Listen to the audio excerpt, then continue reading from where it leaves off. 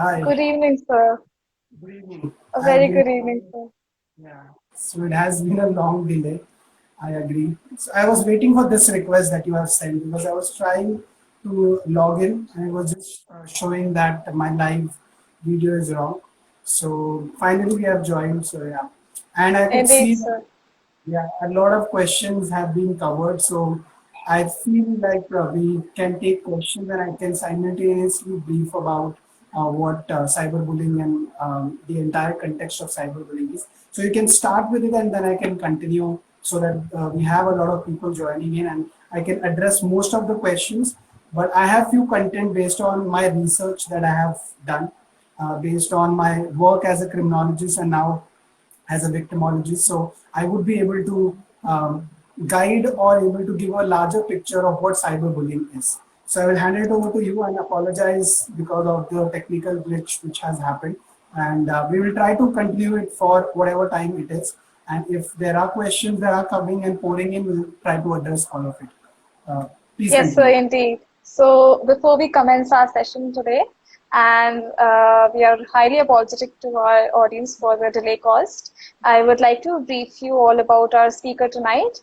So for today's online discussion, we have Mr. Vipin Vijay Nair as our speaker, currently working as a lecturer and an in-service doctoral scholar at the General University of Behavioral Sciences with his area of expertise being victimology, criminology, penology, and criminal justice system. This is a moment of personal pride for LFT as Mr. Vipin is also an LFT alumnus who has made his mark in various leadership roles in our organization. Welcome to today's discussion, sir. Finally. Thank you very much, everyone, and thank you for introducing me. And indeed, it's a honor from starting from one of the early years of Leaders for Tomorrow, and now coming on Leaders for Tomorrow as an expert. So, just to share my expertise and how I can address this particular issue is because I have worked in criminology and it deals with understanding crime and criminal behavior. And today, in times where most of us, and there's study which shows that 80% of teenagers have smartphone or at least an access to internet in one or the other way. So that makes it a different portal altogether where one can access your personal profiles, your personal documents, your images, your identity, which can also be frauded, which can also be defrauded, and that can be utilized as an identity theft. So, but today's focus is more on cyberbullying. So I will highlight my aspect and my understanding and my expertise on that particular line. And in between, if you would wish to point out certain questions that is being there in the comment section, I will for sure be taking that. So as a victimologist and as a professional who's teaching the understanding of who victim is, what all could be the prospect of victimization, it is key to also understand the cyberspace. So we need to understand, because while I was on live, I could see a number of comments which were saying that will this be cyberbullying? Will this be called as cybercrime? So it is key to understand that cyberbullying is any kind of harassment that can happen through any digital device. So when you talk about digital device, it's not just mobile phone. It can be through computer, laptops, tablet, and any kind of electronic device, and it can cover a larger gamut. So I would for sure be focusing on social media, but it's not just social media where cyberbullying can happen. It can happen through emails. It can happen through chat rooms. And in today's time, when we have moved on an online platform, and there has been large number of reports, and I think number of audience would also be aware of that, that while we have ported to online learning, and Zoom was one of the first platform where we did start our online learning, maybe in India and maybe in abroad, and there was bullying, cyberbullying, even in the Zoom platform. When teacher were teaching, there were images of penises and different kind of words, slangs and abuses which were written in whiteboard. So that is also coming under the purview of cyberbullying. So at every point when we have devices, when we have platform, when we have software which is developing each and every day, every 5 years we have a different set of application and platform which is there. So we have to define the cyberbullying aspect at every 5 years per se. Now talking about the reporting perspective. Again, it was only in 2014, 2013 that cyber crime was included in the NCRB report, which is National Crime Records Bureau. So before 2013, there was no information about how much cyber crime is happening. And it is for sure, even after globalization, we have had computers, laptops, and different kind of internet facility, not in a general population, but there were facilities which are available. So if you could see that till for 2 decades, we didn't had the possibility of reporting or the acknowledgement of numbers of cybercrime. Even till today, there is no particular category of cyberbullying in the NCRB report.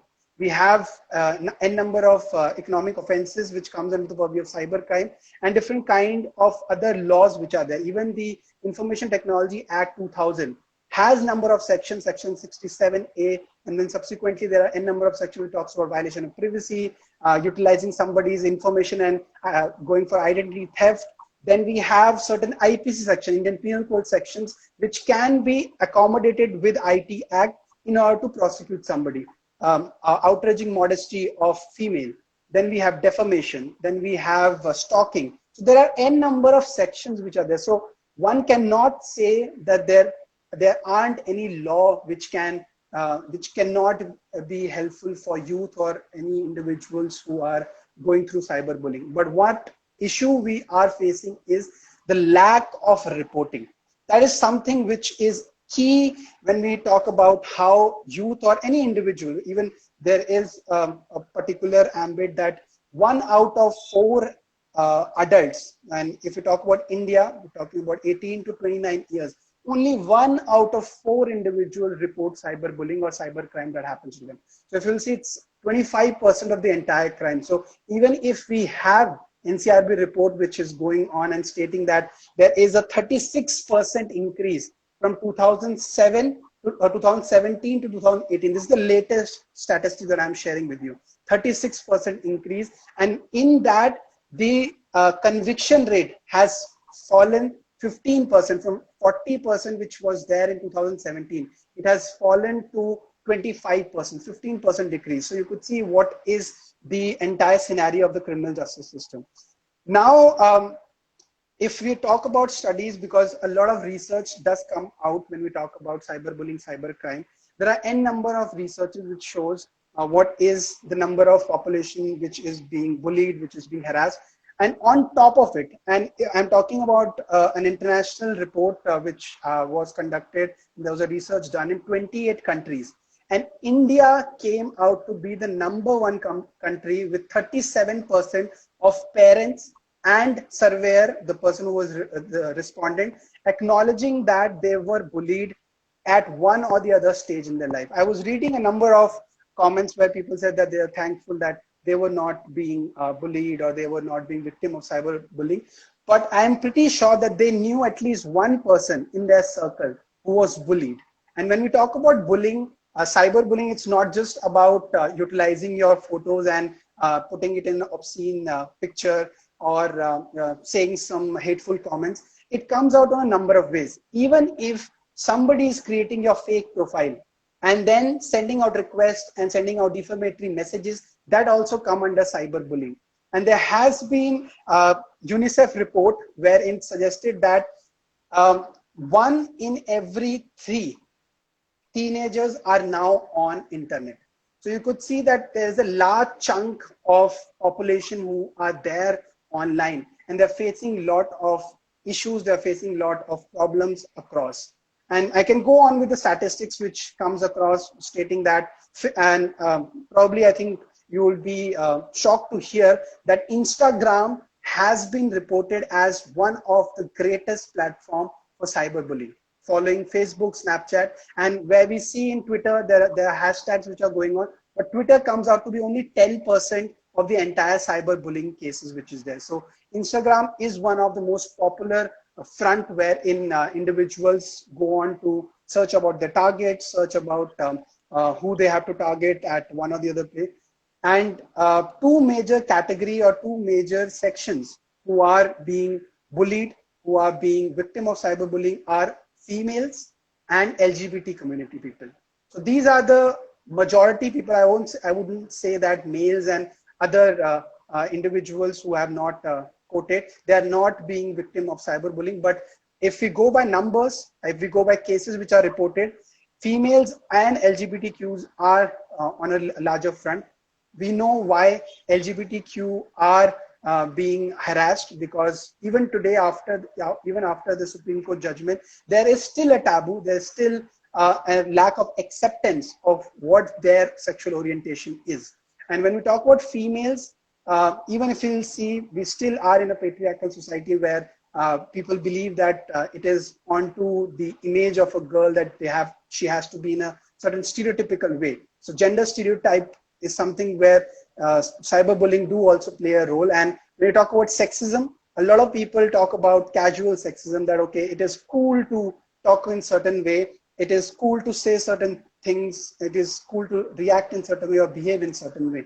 And there is a study which also say that if a female is a victim of cyberbullying for last 30 days, there is a 9%, it's a 9 times that there is a possibility that she would also be a victim of bullying in a physical space, may it be school, may it be university. So it's not just related to only cyberspace. There is a correlation between how a bully would react on a cyberspace and how he would also be targeting individual in a physical space.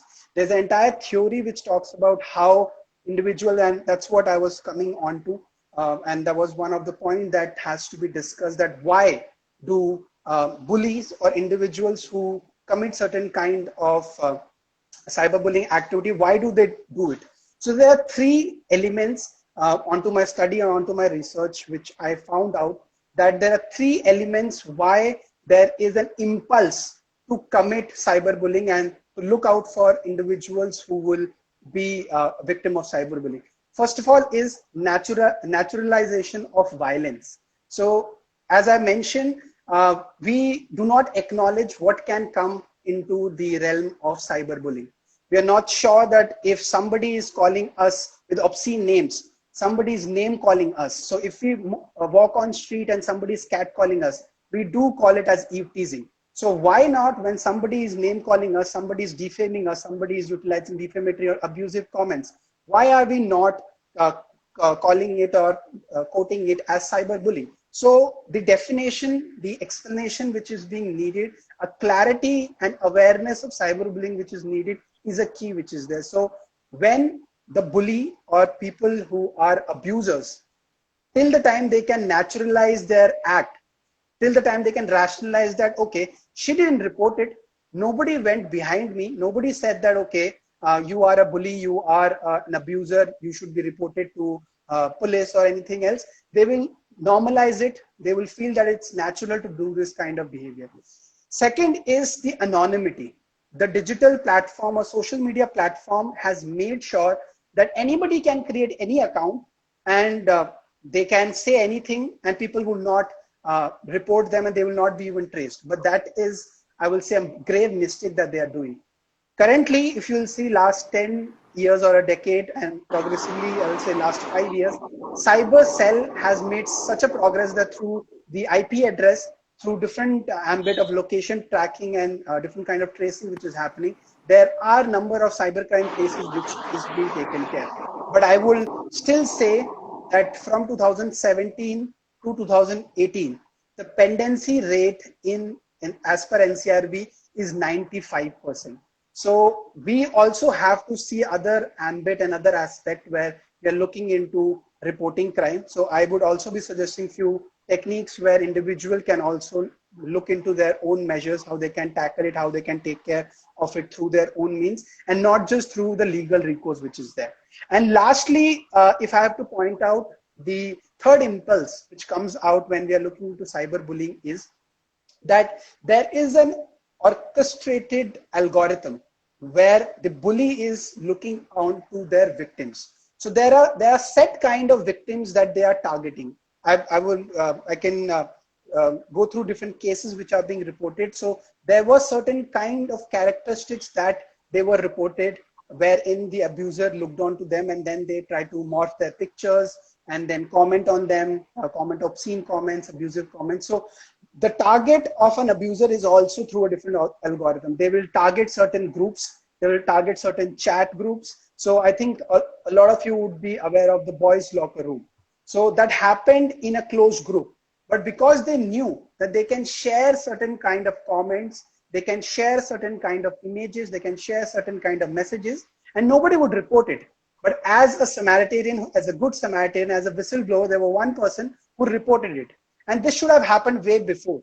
And that's why I was suggesting that there is a loophole where individuals who want to take a step back, they will not go and report it, they will not be a whistleblower, and then this entire circle of abuse will continue. So these are three ways how an abuser looks into their victim, and they feel that because of these things, they may not be able to be, they may not be tracked, they may not be traced, and their entire spree of abusing, commenting, circulating obscene pictures and defamatory messages, all that can happen. And if I have to point out the number of perspective of what is the highest number of cyberbullying case, or like what is the one case which is the highest, it is offensive name calling. You go to Twitter, you go to Facebook, you go to Instagram, you will see n number of comments which is there, and a lot of time we ignore it.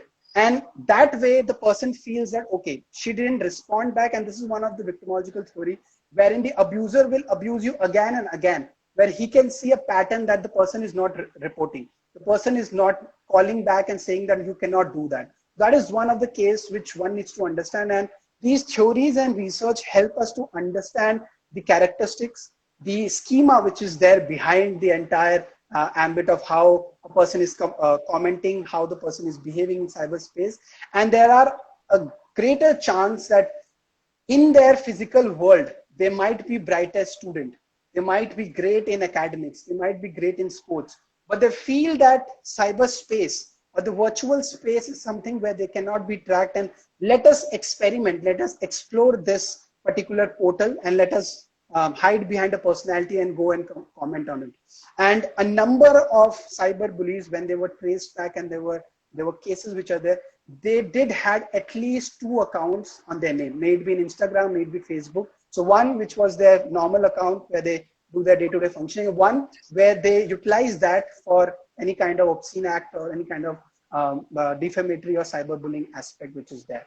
So this is something which is there. And I just want to raise one question which will also help me understand the ambit of what the audience is. You can let me know what the comments are coming up as. I would like to know if the audience here knows the minimum age of registering an account on Facebook. That is one of the key which I want to bring about the issue, why we face cyberbullying, why we are having a larger cases or larger number of cyberbullying which is there. If you have certain comments, I am not able to view the comments. If there are comments, you can just let me know which is there. A couple of questions have been asked in the comment section, sir. Okay. So, Spoiled Air Force Rat has asked the question, how is cyberbullying related to the leniency in the freedom of expression? How does it contribute to the increase in the cyberbullying cases? Okay, I will just quote one example which is very apt, and it's a very good question. So a lot of you might be aware of Section 66A, which is of the IT Act, which did talk about in terms of you cannot post any kind of obscene, any kind of defamatory message, any kind of message which spreads hate. This was one section which was there in IT Act.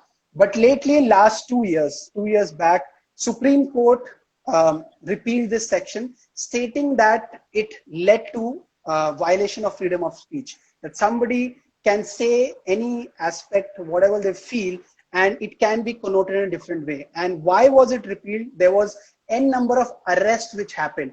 If anybody did post that I did not like what Narendra Modi spoke, I did not like what the BJP rally was, what Shiv Sena's rally was. So there were a number of arrests which happened in Maharashtra. Central government also made certain arrests. West Bengal government also made certain arrests. So it was being misused. So we also have to see that when IT Act was formulated, it did see a picture that there are a number of abuser, miscreants who are utilizing the platform to defame somebody, to put out obscene picture. So one also have to see that even if we have legislature, it can be misused by the politician or people who are in power. And I will just point out one thing on to the lines of why it happens. It happens because the bully feel that going for cyberbullying gives them a sense of pride, gives them a sense of power and authority against the victim who is there. So whenever they do this, whenever they come out with any kind of freedom of speech, they said, okay, she's posting this, he's posting this, I can comment anything because I have the power. I am behind certain identity. Nobody would find it, but I have the power and I have to showcase them that I am superior to them. I have a greater sense of pride, greater sense of self. So a lot of the cyberbullying and people who are into cyberbullying, you could see a sense of narcissistic personality, which is also there when we connote to cyberbullying. So even when we see freedom of expression, the freedom of speech which is there, it also states, even in our constitution, if you will read, it says that it is a limited freedom of speech. You cannot just go on and state certain kind of words, gestures which would be against somebody. It will spread hate, it will spread violence, it is against community integrity, it is against the secularism or the social justice which is there. So there isn't unlimited freedom of speech or free speech which is there. It comes with clauses, which it comes with condition, which everybody, even in the ambit of social media or internet platform, that we have to see. But the problem which comes here is that we are still governed with American law when we look into the internet perspective, because the internet as a whole is governed by America, and there's one organization there which is looking towards the entire web space, or WWW, World Wide Web. So it is very difficult, even when you see that if there's a bully who comes out with any kind of comment in Facebook, you have to report Facebook and will go to the Facebook headquarters, and then Facebook would look into it, and even the Facebook India has to report it to the headquarters and see like if the entire reporting is actually true. And you as individual cannot report it until unless you have a huge fan following, huge number of followers or huge number of friends. If you are just like 100 followers or 500 followers, it is difficult for you to report until unless number of people reports it. So there's an entire procedure which goes behind reporting and following different kind of clauses which comes into it. Any other questions which are there? One of our audience members has asked, Karj, Akshay, why in spite of such laws, cyberbullying has not been reduced? Okay. If you see this, there are, if we just focus on why it is not reducing, the question should also be coming that, is it being reported? So if your numbers are only with the reported case and you're saying that it is reporting, and as I mentioned, 36% reported, that's not the actual number. The actual number is way more, and I will say 4 times more than what is it's happening. The answer to that is the pendency, the expertise by which people know about cyberbullying, and they can tackle the legislative aspect or the police perspective who they are dealing with, and if they are taking care of the registry of the case, if they are able to resolve the case, if they are able to delete all the pictures, trace the abuser or the person who's bullied. So there are, I will say, it's a multifolded aspect wherein we see that the reporting is still less. There's a dark figure when we look into where only 25% is reported, rest is not. And I will not just say that there's only a legal recourse onto it, but I will say legal recourse is a longitudinal recourse to it, or longitudinal solution, because a lot of time, if an abuser is abusing somebody on Instagram and we are able to block it, we are able to make sure that that person is not able to do any kind of communication further, but that will not stop him, because he will create another account, or he will go to another social media platform and he will start doing that. That's why, while I suggest this, that when we look into the impact of the cyberbullying or cyber victimization, it's not only required that we counsel the victim, but it's also required that we do counseling for the abuser also, because he need to know that whatever he is doing is wrong.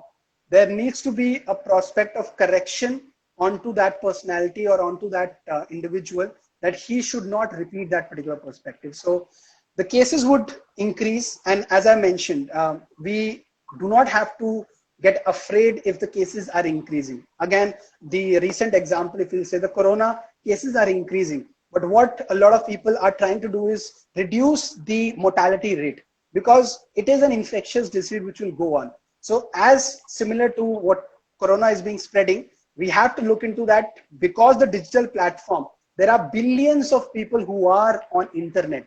We cannot trace each and every individual and each and every individual's action. But what we have to do is that if there's somebody who's doing something wrong, we have to make sure that we can trace that person. We can make sure that they are not doing it again. They're not able to harm anybody again. They're not able to do certain kind of crime again and again. So that is something that I will suggest when we are looking into large number of crimes which is happening, or any other perspective of crime which is happening, especially in cyberspace. All right. I think there's a, so yeah. So we have a question that there exists a taboo in the minds of majority of us regarding reaching out to the law enforcement agency with our grievances, with the fear how it would affect our reputation. And the fear especially prevails in the minds of our parents and guardians. So what would you suggest to those who feel that way? Yes. First of all, on this ambit, why we need to address why are we afraid of not reporting it and not going to any police personnel. One is we feel that they would not recognize us as victim. And especially if we talk about LGBT and female, because that's the highest number of crime. If you talk about cyberbullying, we believe that, and even in other cases, we do think about that. Okay, they will try to question us. Why did you post this picture? Why did you post this kind of videos? Why did you friend him for the first ambit? And when we talk about LGBTQ, the question comes out that seriously, did you get abused? Did you get bullied? And all those kind of perspective which comes into picture. But here what we have to look into picture is that if you are afraid of reaching out to police, the first aspect is reaching out to your close aid, reaching out to somebody whom you trust, reaching out to somebody who would believe in you. And then we can take the legal recourse. And in today's time, it's not that you have to directly go and report to police personnel. There are n number of channels, even through NGOs, even through social media. There are platforms where you can indirectly and anonymously report certain kind of cyber crime and cyber bullying which is happening. Cyber crime, I think the website is cybercrime.gov.in. It comes out with an option where you can anonymously post your complaints and grievances, and that would be addressed as early as possible. Because when we look into female being harassed, she would not want her identity to be revealed. To make sure that that doesn't happen, we have to make sure that we give them that platform where they can anonymously come out and then trace it. Again, we can say that we have a gender specific law where females are tend to be believed more than the other gender, and that is an advantage when we look into certain kind of crimes. Because if in case there are genuine cases, there are larger number of genuine cases rather than nullified or false cases. So we have to make sure that we can utilize it onto the best possible way. Second aspect is why do they not go for legal recourse is intimidation, fear of retaliation, aggression that can come from the bully or the abuser. So this is also something which the legal recourse or the legal parlance may not help. So what we can do is that we have to have a social support. So one of the study also say that when we have a social support onto us, that helps us overcome the impact or the psychological victimization that the victim has gone through over the cyberbullying. So the first step is to build trust, have a support circle, have a support system, which will help you go further and report the crime. If not legally directly, but you can also indirectly go and report the cyber crime at one or the other place. And there are n number of, I will say, sections that can be covered, that can be looked forward. And that is a key which one needs to understand when we are going forward and reporting any kind of crime at any point. Right. So a follow-up question is that as a witness of cyberbullying or online abuse, is there any way that I can help the victim from the torment?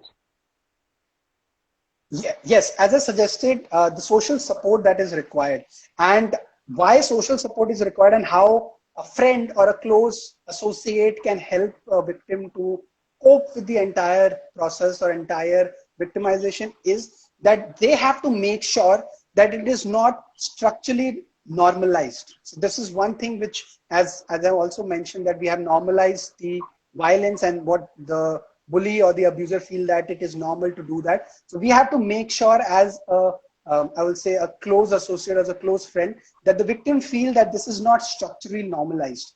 It is wrong. What happened to you is not right.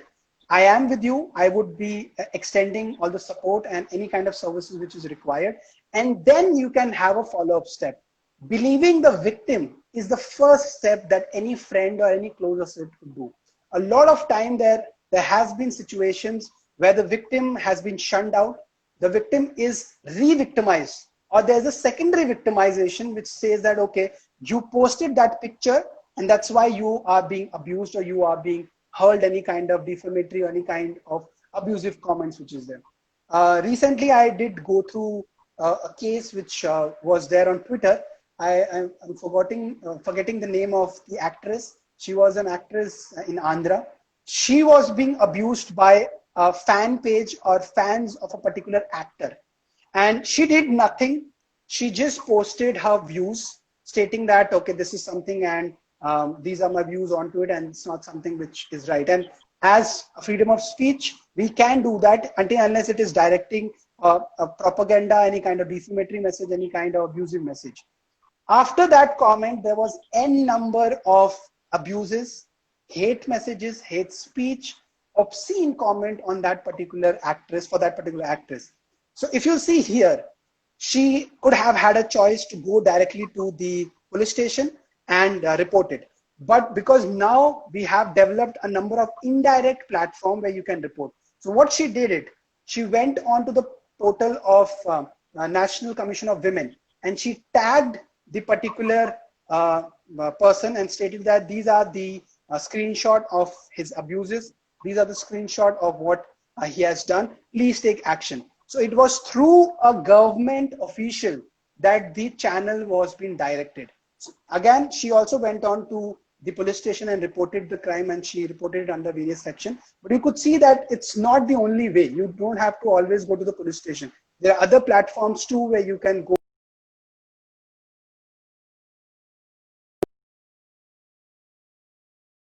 Instagram and other even Twitter and other kind of social media which is there. So that is something that I can suggest as a support perspective which is required in any individual.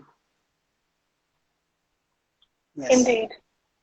So, we are reaching our time limit. So, there's this one question which was received in the comment section earlier as well.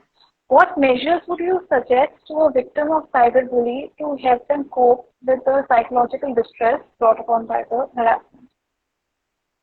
Yes. So first of all, as I mentioned, I would say that you have to reach out to an individual. You have to reach out to a close associate who believes in you. This is an essential need, that if you reach out to a close person who believes in whatever you have gone through, there is a chance while you are speaking out to them, while you are sharing with them, or when you are discussing with them, the level of distress, anxiety, or any kind of ambit where you're not able to sleep, where you're not able to deal with day-to-day activity, it will help when you discuss with them. Not always you have to go directly to a psychologist. You can start with the process wherein you can go and talk to any, I will say, close associate or people who are close to you, and then they can direct you to a psychologist or counselor who can help you better. Second of all, I will say that please go, if you are a victim of cyberspace, please go to a safe space. It is very much required that we create safe space in our community. May it be with friend circle, may it be in your institution, which is a university or any other organization that you belong to. If there is a a safe space, you would be able to deal with it better. And then we need to create literacy and advocacy and awareness, which is key. If you are a victim of cyberbullying, please call out, please suggest, please state who was it, what was the ways that he or she. You don't have to, if you don't want, you don't have to name them, because then again there would be retaliation, aggression, and any other thing which would be there. But it is key that you create awareness so that he may not be target or utilize the same modus operandi and target any other individual which is there. So that is a key wherein one has to advocate, one has to go and create. And social connectedness, as I mentioned, is a key which everybody has to take care, and it will reduce the impact of cyberbullying which is there. And I personally, through my research, has come out with a model which is very much needed, very much a key when we are coming onto social media, when we are looking into cyberbullying as a perspective. So when we are seeing anybody who is who's going through difficulty in surviving, what we do is CPR. We conduct CPR onto them and we try to bring it back. So today, in today's modern world, we can see that cyberbullying is coming out to be a menace. It is coming out to be a problematic situation, and we're not able to deal with it, and there is a number of cases which are rising.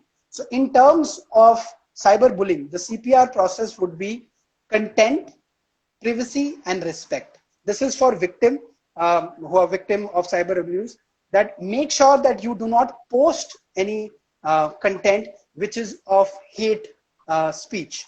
So this is for the abuser. So you don't post anything who's against anybody. And when you look into any individual who is a victim, what comes out is that if you see any content which is defamatory, which is abusive, do report it as early as possible. Privacy, make sure as a victim of cyber abuse, and if you are thinking that you can be a victim of cyber abuse, make sure all the privacy setting. If you are in Facebook have at least 18 to 20 privacy settings, which will help you to reduce any kind of cyber victimization at any point. So privacy is in our hand. If we make sure that we are able to take care of it, we, to a majority of action, we may be able to reduce the extent of cyber victimization or cyberbullying. And the last is respect. If you feel that any comment, any kind of messages, it is disrespectful, you don't have to take it. You don't have to feel that it is normalized and ignore it. You have to report it, collect evidence so that you can report it at a next level. And I will say, if there are people who feel that cyberbullying and cyber abuse is completely normalized, if you feel that is correct, I will suggest that please make sure you follow these 3 CPR model. One is consent. If you have pictures, if you have documents, if you have other ambit, you are not entitled to post it, circulate it until you have the consent of the individual to post it. Second, privacy. Do not try to interfere in anybody's privacy. There is certain boundaries that each one of us has to follow. If you try to overtake it, or if you try to cross it, there will be chances that you will be prosecuted, and you will be wrong, and you would be misunderstood if you believe that you cannot be traced back or there cannot be prosecution. And respect, as even our constitution suggests that we have to respect if anybody else has certain ideologies, until unless it's against the sovereignty, unless it is against the against the social justice, then you can point out, but try to respect others' point of view, try to respect the views and ideology that others shares, and do not go and hurl any kind of abusive and defamatory comments which is there. So I believe the CPR model would be helpful for both individuals who could be victim of cyber abuse, and also people who feel that it is okay to go for cyber abuse. I would tell them to utilize these 3 elements of CPR model in the cyberspace, and possibly it can reduce the entire element of cyberbullying or cyber victimization. All right.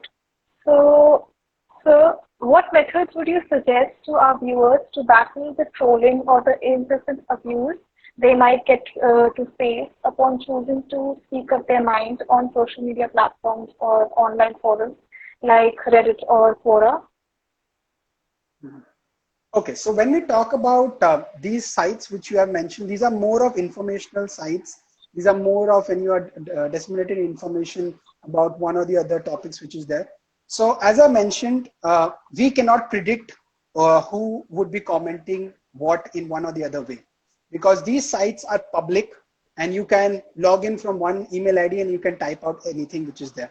So what we can do is, if we are looking into coping for this troll, one of the ways is that do not take into consideration each and every comments which is coming personally, especially in a public platform, because there are individuals who have a habit of trolling people, commenting certain kind of I will say abusive words, defamatory words, or different kind of hate speeches which is there.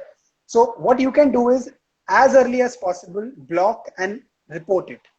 That would help your portal, whichever is the public portal, would make sure that they would not be able to comment again and disturb the entire flow of the comment section or the speech that you are going forward. And second of all, if it's a private platform, I would suggest that until unless you are a public figure, until unless you want to reach out to public space, do not make your profile public, because that would come out as a way where anybody can comment and then you have to go and report it. And then I will suggest that you can take snapshot, take screenshot and report it. That is one of the way which is there. And on the second part of your question is how to cope with it and how to deal with it, is that one, when you are coming out with certain kind of questions or certain kind of answers, if you talk about Quora, I will also suggest that you moderate the comment section. Even YouTube has come out with certain kind of security measures where they are filtering out certain kind of comments which can be defamatory, can be, I will say, hate speech or abusive speech. And number of platform has come out with. And I have seen even Twitter, if you type out certain kind of words, let's say idiot, dog, and these kind of words, they also hide that particular comment, even without the consent of the, I will say, the user. They see that this is something which is of against their policy, against the normal functioning of the Twitter platform. So they will automatically hide it and people would not be able to see it on a public view.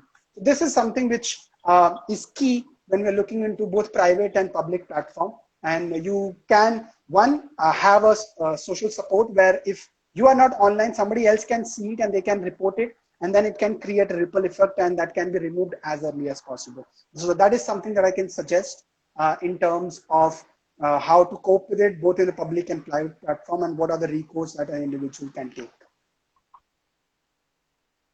Okay, so to conclude our discussion, I would like to ask the last question for today. What is the role that we play in creating these spaces or in making online platforms more congenial for everyone to use? Yes. So if you will see, when social media platform was introduced, it was for networking. It was to interact. It was to have a discussion. It was never being formulated, was never being envisioned for a platform for bullying or any kind of abuses which is there. And that's why if you will see, even the creator are coming out with number of security measures which is there. So what we can do as a user, as individuals who are utilizing a content, utilizing a platform, is to make sure that we adhere certain kind of privacy guidelines. I'll just give you one example and it will, I'll say, summarize the entire picture of what we can do as an individual. First of all, if we are individual who has a profile on Facebook, and if we don't want any third party whom we don't know to come out and reach out to us, there are number of security measures that we can tick and make sure that no third party can comment on our photo, cannot download our photo, cannot tag us to any obscene or any kind of picture, cannot post any kind of links onto us, cannot screenshot our display picture or any other kind of thing. So the first thing that comes on us is understanding the privacy ambit, understanding the privacy setting, understanding the security and privacy options which are there in each and every platform, or I will say social media. a lot of us, I will say 99% of us would not even have read the rules and regulation or guidelines which are being there. We will just always say, I agree, and we go on. And then when certain kind of also the Cambridge Analytica comes in and we say that, okay, our data is being utilized, there's the data theft, then we go on and seeing that, okay, what are the permissions that we are giving? But as an informed user, as an informed content user, we have to make sure that if we are utilizing or using a particular platform, using a particular content, we know in and out of it, so that not at any point anybody can harm us. And if they harm us, we know what are the means and what are the recourse which is there.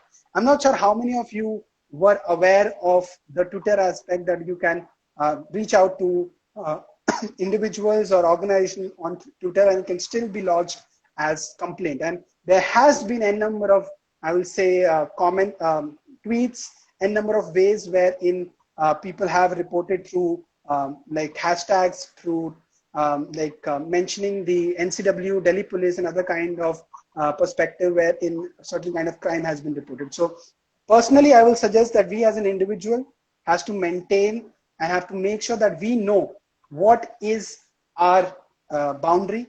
If we are a public figure, then also we can make certain kind of security measures so that we can hide our comments.